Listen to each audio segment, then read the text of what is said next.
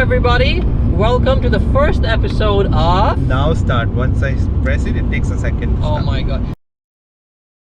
Alright. Hello everybody. Welcome to the first episode of Carpool Karaoke with Chris, Miss, and Musfir.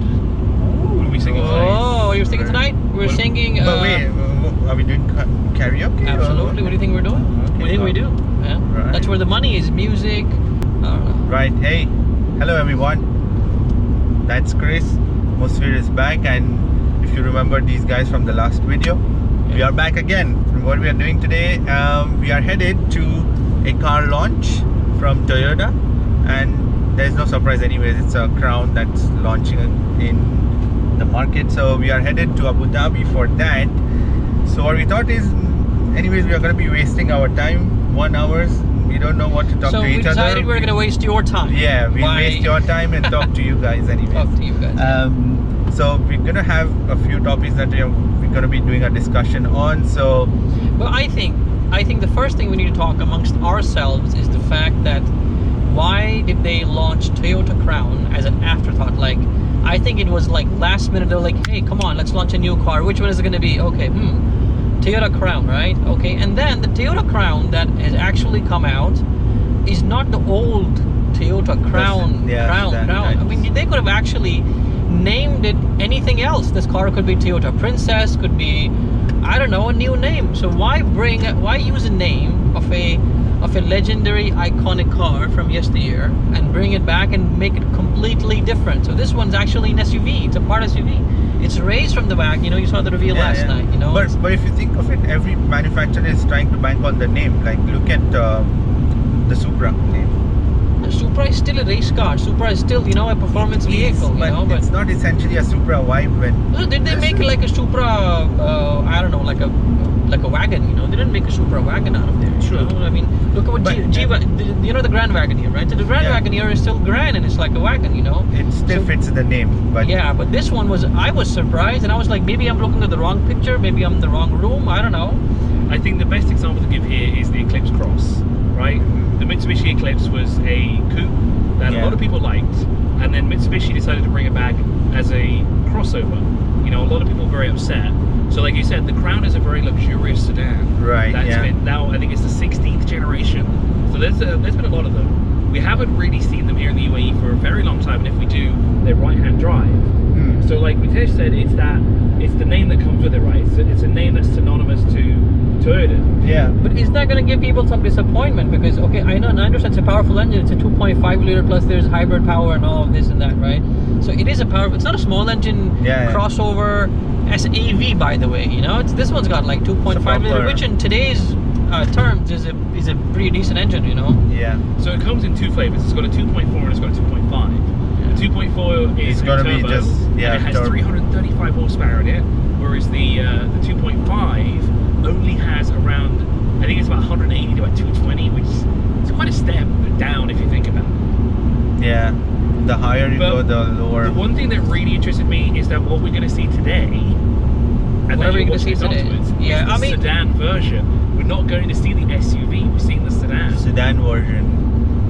That's interesting choice, to I be don't honest, know what we're going to see today, but you know, the market is predominantly SUV-ish here instead of sedans, and sedans are kind of decreasing in their number of sales. I mean, that's another thing I wanted to ask a lot of people, our viewers and listeners, because I don't see the point where every single car manufacturer is trying to make a perfectly decent sedan into an SUV. And I honestly don't see a point here, you know, because why is everyone trying to? Why are SUVs so popular? They're not even SUVs, you know, they're SAVs, you know. Yeah. And you know, front wheel drive, and they're no 4x4, and there's so many things. Those cars are on stilts. That's it. And some other than a slightly higher ground clearance, you know, there is nothing in those cars, you know. Even the headroom, man. Chris, what do you think? You've seen in a lot of things at the back, you know. Yeah. So unfortunately, this is the way the world is going now. Everybody wants an SUV. Everyone's a bigger car, and like you said, they're becoming front-wheel drive. They're not meant to go what's around us. They're not meant to go in the desert. They're just meant to go around the city. mean, look at how many small SUVs we have nowadays. Oh yeah. And it's all this safety and everything like this, because obviously everyone envisions an SUV is safer than, say, a sedan that we're driving in at the moment. It's just how they are marketed currently, that SUV is the next thing where you're safe, you're going to Well, be... yeah, I have a question about safety, by the way. You have driven, all of us have driven a lot of these new SUV Chinese cars that have come out recently, right? Yeah. And a lot of them, because they have a higher center of gravity, on highway speeds they are so unstable, I can't tell you. Their handling is so lazy. Yeah.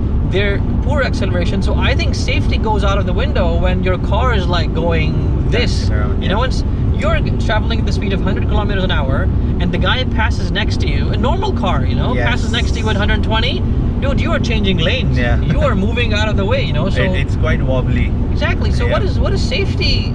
Safety does not mean a higher ground clearance and sitting up, so at least the big truck driver can see you on the road, with bright color. Well, actually that brings me to the point of our discussion today, which is the cars that have actually been launched this month, or like in May itself. So there are so many Chinese cars. What are ones? The Geely. Yeah. There is what is the other one? The BYD. Yeah. Then there is what other cars? Take the exit Tank, toward Al yes. Warren Yeah, Street. Tank launched 2 of them, Tank launched 2 of them. There was also Haval. There were so many cars, and predominantly Chinese ones that have been launched. And I'm sure every one of us has driven that. You drove the Peugeot also, right? The pickup. I drove the pickup, which actually, so the Peugeot pickup is actually a Chang'an at the bottom of it, and that was a painful experience, to be honest. And it has been a painful month, May, and there are some nicer cars that we've driven. We were at the ZRV launch, ZRV, that was about last week or so, and I think ZRV and the Coolray, the Geely Coolray, were the better cars in all aspects that we drove in the last few weeks. Mitesh can go list A, B, C, D, all we drove, and we can all contribute and say this is what we felt, and because I'm sure we all get so many questions every day that which car should you go for if you have a 100k budget, and everyone just thinks of a Chinese nowadays. That just fits me because I get 5-year warranty or maybe 6-year, and like endless kilometer warranties and stuff. So people are basically attracted to that deal, that this is the best one for me. So let's take the Coolray for example, right? The Coolray is Geely's now new entry into the UAE car market. It's a compact little SUV, Take the exit but it's toward not an Al Warren SUV that I Street. think that we can all agree here that we don't hate. Yeah. The full option model is 80,000 dirhams, and for that you get so much bang for your buck there. Yeah. I was talking to my friend about it, and he was telling me that apparently you could finance that car for 0% for 3 years. Yeah. Yep. And you're only paying you're paying less than 1,300, 1,500 dirhams That's a it, month. just for a red. And you're Galley getting for money is unbelievable. You're getting an SUV with cooled seats, navigation, sport So mode, much, yeah. a load of cool features, and plus it has a digital dashboards. I was honestly considering Continue for buying one. 1.5 Yeah. Apparently, Geely sold over 600 cars last month. Yeah. Yeah. So availability is scarce. And I will tell you, they will sell a lot more because Geely is not your typical Chinese car, because I think underneath there is the body and frame, it's a Volvo. If you look at, there's has a striking similarity with the XC40, XC60, there's and decent these amount vehicles. of And I think Geely have done a master stroke here by saying, the best thing that Volvo makes is probably their very stiff chassis, and they've tried to mate everything else that they could pick up from the market. It was the only time we all agreed that Geely was the best, when we actually drove that car for a it has test very drive. nice acceleration. The suspension was very decent for a Chinese car. Yeah. The handling, and you know what? I'm a driver's driver. The only thing that really matters to me Continue on is Al how the Warren car Street, drives. 3 kilometers. Do I get a road feel? How's the suspension? How's the handling? And how does a driver feel? And don't talk to me about, oh, look at this massive screen. Oh, look at how these cool features. And that's this is going to another come thing. back to the point of cool features. There's so many cool features that nobody uses. We don't need them here. They're just cosmetic, But I don't know. I want to come to that point too, because talk to us about Geely, Chris. Tell us what do you Well, as the the resident Volvo expert, I agree with you. He owns a V60. A V90. V90, sorry. Excuse me. Sorry. Yes. One of only a few in the country. Yes. Although it seems to me every time I say that, one pops up for sale. and I should really buy one. But then when I go to buy the car, it's sold already because they sell like hotcakes. It's still but rare. as you said before, Geely is the parent company to Volvo. So obviously there are a lot of Volvo bits and pieces thrown in there, and I noticed this straight away with things like the indicator store. Yeah. The lettering, a lot of the features inside are very Volvo-esque. Yeah. And again, I agree with you with the cosmetic thing. There are a lot of things nowadays in cars that we just don't need. Why do we need massive screens? We're driving the car, not watching a movie. We need to focus on what's ahead of us. And this leads me to a Volvo that's recently come out, the EX30. I'm not sure when it's coming here. To the United Arab Emirates, but from what I've heard is that there's no actual dashboard. Instead, everything is on the center console. It's like Tesla's. So. It should be there in front of me. I need to see the speed. I need to see my heading. I need to see my RPM. You know, I don't want to be looking off to the right because it's a distraction. I want to be looking straight and straight only. Yeah. I mean, how can a screen perform multiple functions when the essential function you need is to see the speed first, what you're doing? And that should be right in front of your face and not on your side. I mean, I don't understand how safe are these screens anyways when they are considered. You can't use a phone when you're driving, but it's okay to look at your screens when you're driving. So, and plus you have to remember, by the way, another ecosystem. Sorry, Mitesh, but with some of these cars, the screens are just getting bigger and bigger, and it's getting kind of crazy at the moment. You know, I don't want a 65-inch TV in the front of my car. Okay, in the back, fair enough, it's understandable, like in the i7. But you don't want to have this massive monstrosity in the middle of your center console. What's the point of it? And now they look ugly, man. Sorry, they don't even look nice. You know, it's like it looks like an afterthought. Hey, listen, what should I do to make my car more appealing? Hey, let's put a big screen in there. You know, and okay. And the worst thing is now everyone started putting 3 screens. If 2 wasn't enough, now they have even for a passenger another screen. So, and to be honest, what really pisses me off is that when you give those screens, they are not actually fast. And they're laggy. It's so badly slow. Like, oh my god, like it takes forever to load options. And in some of the screens, they are just screens, so they can't do much in terms of what you can change on them. Yeah, it's like pre-programmed features, you know, like hey, radio and you know. And see, I'm indifferent now about the 3-screen thing, right? I do kind of like that 3rd screen on the right-hand side of the passenger, because when I'm the passenger princess, I don't want to have to look to the left and look at the screen. I want to look dead center, and I want to play around with the screen myself, right? Because I don't want to distract the driver. Maybe they're navigating somewhere, maybe they're listening to their own music, whatever. They're in their zone. Maybe they want to set up something. If the display is there for the passenger, they have their own system that they can play around with, right? So they can see speed and heading. I remember we first saw these in Ferraris. I think it was the GTC Lusso that had one. There was a car just before that as well that had that screen. And it was kind of a display. It showed you the RPM, it showed you the speed, and it showed you the heading. Yeah, but they're this big. They're like about 8 inches, man. It was just nowadays they're getting bigger. Like a strip, yeah. But now it's even very functional. It's very functional. But then Porsche started introducing now in the Cayenne. Yeah, the new ones like will have full glass all the way to the the end. end. The Geely had their Volvo-based one, which was an XC90 model. That also had the 3rd screen out there. So yeah, I mean that's I think the newest trend that everyone's gonna adopt, putting more screen. Mercedes already has, right, in the EQ series, where they have a massive full single layout. I mean Cadillac also has that, what they call 38 inches of endless screen for everything. But life is all about screens, man. It's just everyone's just stopped focusing on actual dynamics of the car, and they've just started giving you lots of features. Because let's have a vote, like who likes the driving dynamics in today's car? I don't think I am into those cars anyways. Which cars are you not into? I mean, you drive a new car every week, if not 2 new cars every week, and tell me, is it not important for you to know if it's a car or not? I mean, you know how it feels, you know.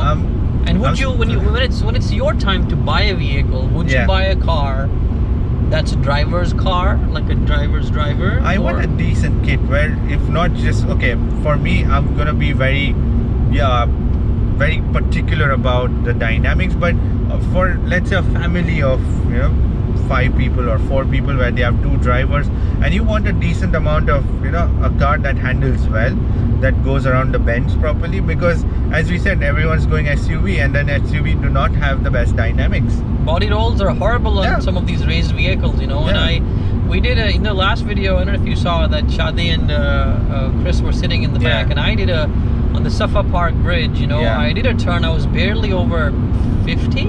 Yeah. I think I was way less than 60, and you know, and I was struggling to hold on to the steering wheel as a driver, which normally doesn't really happen, you know. So imagine what would happen in the back. So when you raise the center of gravity, you know, and look at this beautiful Toyota Rush on steroids, I don't know, should we slow down? I don't know, get this big. You're gonna find my, oh no, not on this one. So wait, let's go back to it now, because you said that why would people buy a car that isn't tuned for driving pleasure? We have to remember nowadays that cars are mass produced, right? Yeah. They're now, everyone is mobile, everyone can have a car, everyone can technically afford a car in some way, shape or form. Right. So obviously cars are now not really built for the driver in mind, it's built for everybody in mind. Right. So comfort features, things like technology, they're starting now to become the forefront of what cars are. They're just means of modes of transport. Look how manual has disappeared. You can now, if you want to buy a manual car in the UAE, you have maybe 5 to 6 options, that's it. You've got a couple of SUVs and you've got a couple of... sorry to interrupt. You've got like a sedan and a sports car. Didn't you drive the Civic Type R? Yeah? Yes, I did, and I would never buy one here because traffic is a pain point, you know? Yeah. It's a great car, and I would like to own one, but not here, because it would be a real weekend car, but then even then, you know, I have to drive quite a way to get to the nearest racetrack. Of course, you should always drive responsibly.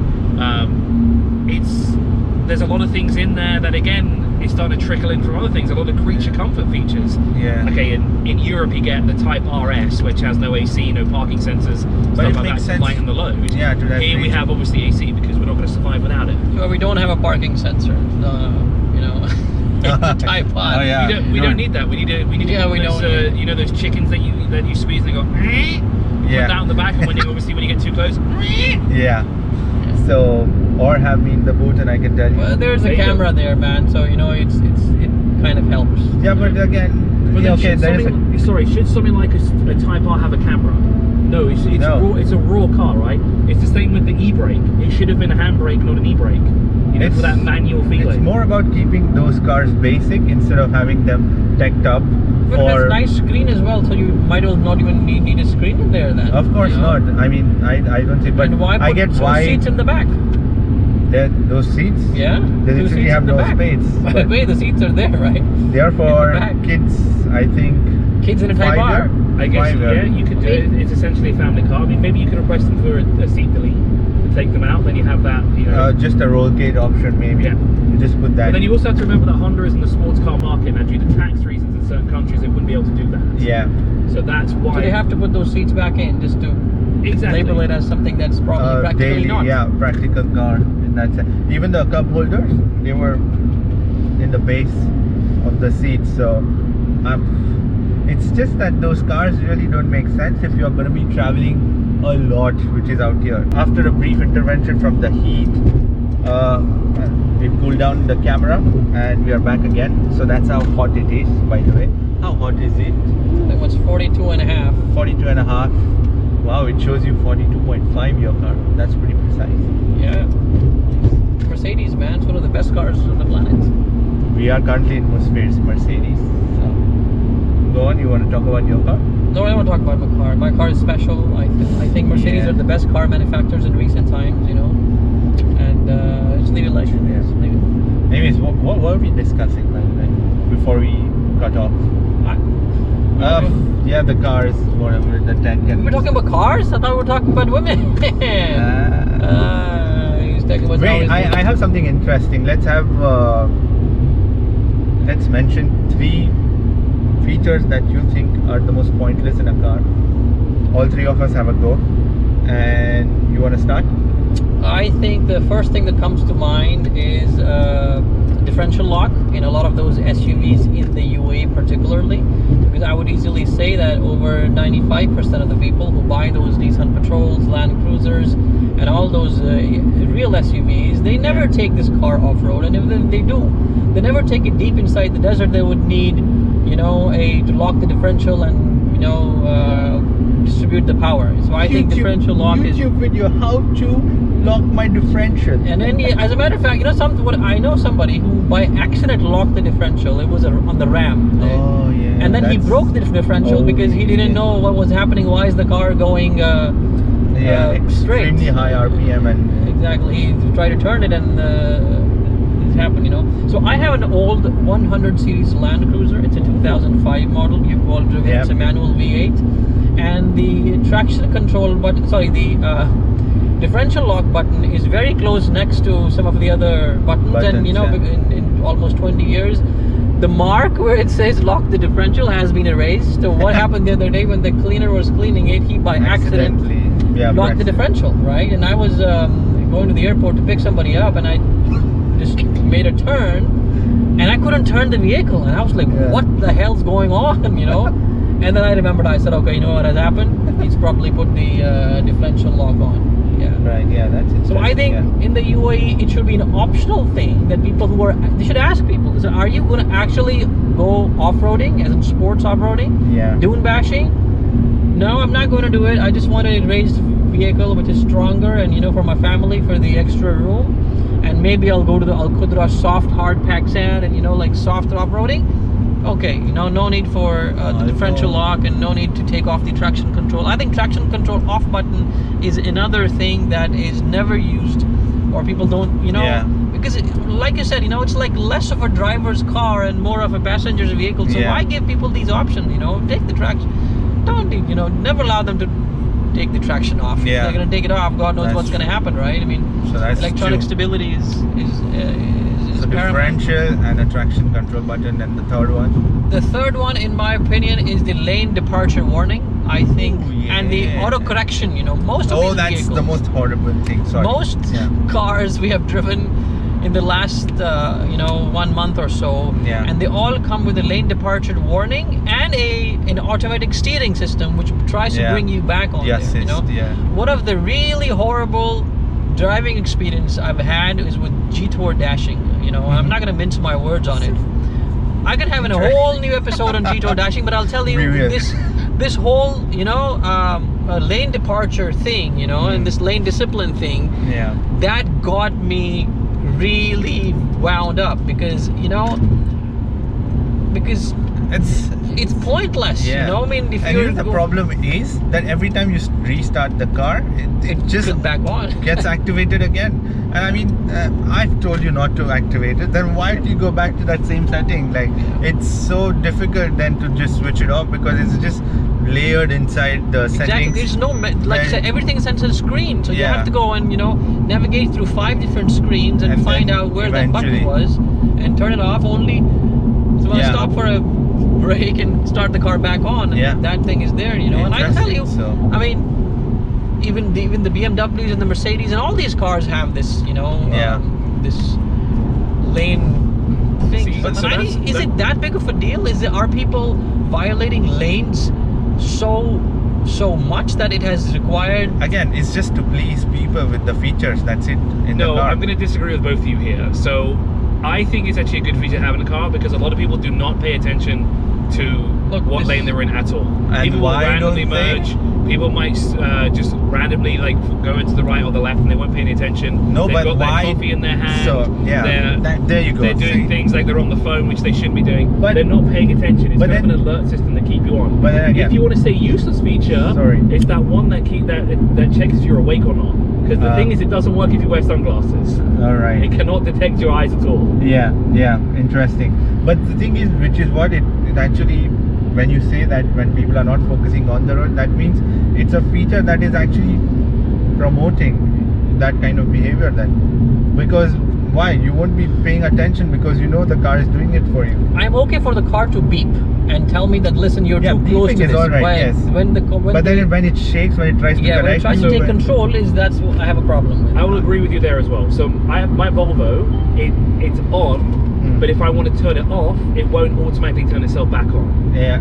Now, there are certain cars that I agree with you are too violent with that. Even when you tone it down all the way, they will jerk you into the lane, which I find is actually more dangerous. And also, the technology is still relatively in its infancy. So, for example, the road that we're on at the moment, there are actually different road markings because this road has been changed in recent years. So there are still the old markings plus the new ones.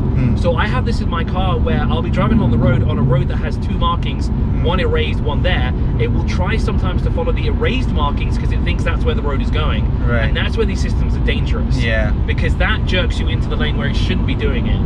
Yeah. I know. So yeah, I've that's set up 3 things we don't need in vehicle. It should be optional. And then One I is think the- you've already started with the you nap go feature. ahead. You But tell that us- wasn't that was a bonus one. Yeah. So okay. one of the features I think is a really, I hate to use this word here, idiotic. I'm not going to use that word. I'll use a different word. Right. I don't think it's a good idea to have an analog clock in a car anymore. This is not something you can barely see them nowadays, right? They're so small. Even in hyper sport cars or whatever it is, man, look at the unless you can- Bentleys. The Bentleys one is so nice. You know how they dial switches. You know. It's great, but that's more for the marvelous. character There's of no the need. car. I know there's no Yeah. the pointless. Pointless I feature. agree. Porsche also Unless has, you have that one Rolls Royce that they built all those years ago when you can take it off and put it on your wrist, Yeah. makes sense. But when Right. you can't do anything with it, sorry, to me Yeah, it's entirely yeah. pointless. Watch Mr. wanker Ware. here. Watch wanker. Yeah, mine's much better. I got Yeah, two shops. no It's smart yours. watches here, It's but still there. we still are. Well, mine's Yeah, technically traditional I don't need a watch. smart watch. I'm smart up here. Yeah, I have phone everywhere. I can see my timings. All right, yeah, go ahead with your another Interlock, size. yeah. The second one is cars that have keyless starts that aren't buttons. Oh. So they're either like a twist Right. or they're an actual physical key in the steering column itself. Right, That's pointless. I don't want to turn something. I want to push a button and go. right, You know, I thought the whole point of them removing the key was to do something like that. right. Why yeah. do I want to still twist something? Interesting. And then the last one are new gearboxes because they're no longer stalks. They're no longer, you know, actual shifters in the center console. Yeah. They're becoming volume controllers. They're becoming tape decks. They're becoming buttons on the screen, which Shift by wire. is so- and, yeah. Well, you still need a gearbox controller. I mean, you need, okay, if you're But they replacing the shaft, the stick, you know. I mean, but they shouldn't be. They But should be within reach, What right? They he's should saying, be yeah, an actual shifter. it's more electronic not a than bunch of buttons. mechanical stuff. That's You know, look at the cars that have them as the sort of volume knob controller, right? It's Yeah. very easy for someone to switch to think that's, let's say, the differential knob or something in some of these new cars. It's not gonna do it. Or the drive mode center. It won't do it, but it's still there. So your It's hand will be like, confusing, oh, yeah. It could be you know, confusing. It should be something else. Or like these, wow. in some Well, they're American quite bad. cars, they're starting now to become these tape deck inserts that you kind of have to pull out or you have to push in. Why? It should be a shifter. It's a gear shift in the end of the day, isn't it? Right. So yeah. I think a lot of these car manufacturers try and like free up the space here, you know, Yeah. in the center That's what the idea is, console, too. like how Mercedes have put it right here, you know, right next to the steering Stop, column. yeah. And I think that's like how back in the days. this GM is how has it out started, here where right? you press buttons on the dashboard now. Yeah, that was GM, yeah. Alright, strange. so that's 2 now. No, yeah? that was 3. And I 3. could go on forever. So I'm yeah, gonna we stop. can, yeah. I think we are nearing. So for me, one of the features that is absolutely unnecessary is the sunroof. I don't see ever using a sunroof. Bitches, we're gonna open the So, sunroof. you know, yeah, and boy. And get ourselves burned in this. This is one of the things that I kind of agree with. Having a sunroof here is pointless. No one likes the sun most of the Yeah. time. It's too hot to have a sunroof. And the Alright, thing I'm is, gonna when put it back on. yeah, that lasted nearly like 10 seconds. That's it. So Yeah. the thing is, when you're going to buy a used car, and especially when you have a sunroof, most of the times the rubber seals are all going to be cracked because it's never been Yeah. used and it's gotten a lot of heat, and then it's probably cracked. That's it. And yeah, that's one of the things which is pretty pointless. The next one, actually we pretty much covered all the pointless features, but I'm still gonna go with buttons on the steering wheel that are multifunctional, by the way. Take the E22 Yeah, exit. those menu control options. Yeah, like, menu even control Mercedes have them options. too. You know, you have to swipe right, slightly touch them, and I don't know. man. But it's like they are just so sensitive, and when you're driving you accidentally push them and you don't even know what you went into, which menu, what was there. So yeah, that's another feature which I think it's absolutely pointless. I do have another one, but it's only exclusive to here. And Heated seats. Oh, I was gonna come to that. Okay, heated but you steering already- wheel, heated seats. Heated oh seats, my god, heated. yeah. But to be honest, even the cool seats, I find them to be still not that cool most of the times. Have you ever sat in a cool seat that actually makes your Infinity. bottoms and the back? Yes, I There have are an some- Infinity, okay. and I think Infinity. That's well, because the great Nissan AC. and Toyota Great AC, actually yeah. have, or a Honda actually have a good, Air conditioning cooling system, system. Yeah. But apart from that, the other brands, whatever they give. Yeah, or I've just actually like, just air. It's just air. Yeah. I just thought like, is it actually heating or is it actually cooling me? So Yeah. I never understood the difference. But yeah, those are all the features that we think are pretty pointless. And if you really are think car manufacturers and if you work for any of the leading car manufacturers, Listening you to would us. hire us, the three of us as consultants, Yep. and we could tell us what In most 500 people meters, keep right don't at the use, fork. what features are Continue toward absolutely Shaper not Street used at all in this inside vehicle. E22. Will make your car right. Yeah, I know. We'll probably reduce the weight by another 20% or more, you know. Pretty, yeah. Yeah, make pretty much car light. either the people will love us or hate us, either or. Something's gonna happen. Doesn't matter, yeah, but these are the features that City we traffic. think. It's just for a while, but I think we are just a few minutes away from our venue, and let me know in the comment section below, do you agree to what all we've discussed so far? And yeah, if you think the features that we mentioned are actually pointless, or if you want to add it to the list, I'm sure there are more. Some people would come up with a lot of features Keep in right the at comments. the Yes, I know one. Go ahead, there's The one more.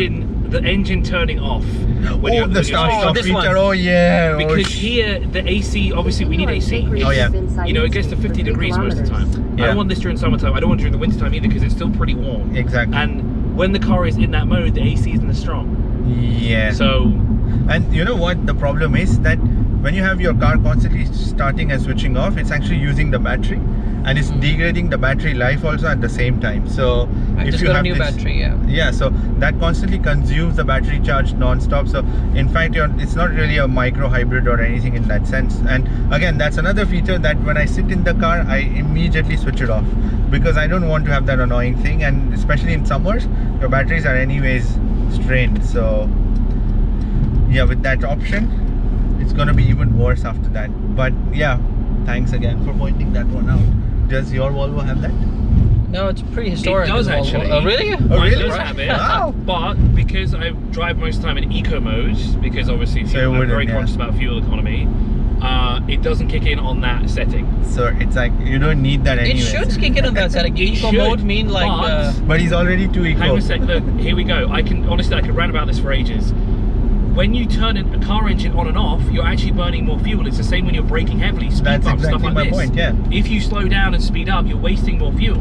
If you're turning the engine on and off, you're wasting fuel. So ISG, integrated starter generator, that's what I spoke to Mercedes about at length, is why they put it. So the Mercedes guy who was on the F1 team, he told me about the ISG. He said it does not actually switch off the engine, it just switches to minimum power. So you know that thing where Right. you say that, oh, burning more fuel, no, that doesn't happen. It actually saves very, very marginal fuel economy. But yeah, those were the features that we think, and before that what we discussed was about the tech. Let me know again in the comment section. And let What us do you know think? if you like our podcast. Yeah. We should do this more often or Because- not, or you want us to shut up and Even suggest Go us away or topics, whatever, right? whatever you want us to discuss. And hopefully if Chris is not too expensive for the next video, and even him, Continue for 1 kilometer. I'll get them again on the videos. Pretty And sure then I'm like the cheapest. send me your rate card. yeah. And- Well, except only Bitcoin. Yeah, there you go, see. And I don't use bitcoins currently. I He's a accept payment. Dogecoin guy. You can look at him. He's Shiba Inu. The Z coins. I'm launching my own. Or should we launch our own cryptocurrency? I mean, I think we should, right? What are you We'll, gonna we'll have call it? another topic What for are you gonna call it? that. Kunti V8, coin? man. V8. 600 V8. I'm out. No, you just said what? Ratatatatata. How did you open the podcast? What was the name? The Carpool karaoke, man. with MM and I MMC. said Christmas and Christmas. Christmas. and Christmas Musfir. and Mus. Christmas Mus coin. No, maybe. I want a Kundi. I want a Kundi Then coin. continue on Kundi to coin, yeah. Shahid bin Sultan We'll have Street. his face on it. Anyways, that is pretty much it for this video. Thank you for tuning in, and give it a thumbs up if you like whatever we discussed, and make sure to comment below and let us know what topics you want us to discuss, or if you agree, don't agree, feel free to rant out in the comment section. Anyways, that is pretty much it. If you want to subscribe, click here. If you want to watch more videos, Keep click right. down there. It's bye from me, Musfir, Goodbye, friends. and In Chris, 600 meters at while we the get roundabout, you take more the second content exit from onto the Al Toyota Raj Crown Street. launch. Bye bye. See you later. Alligator.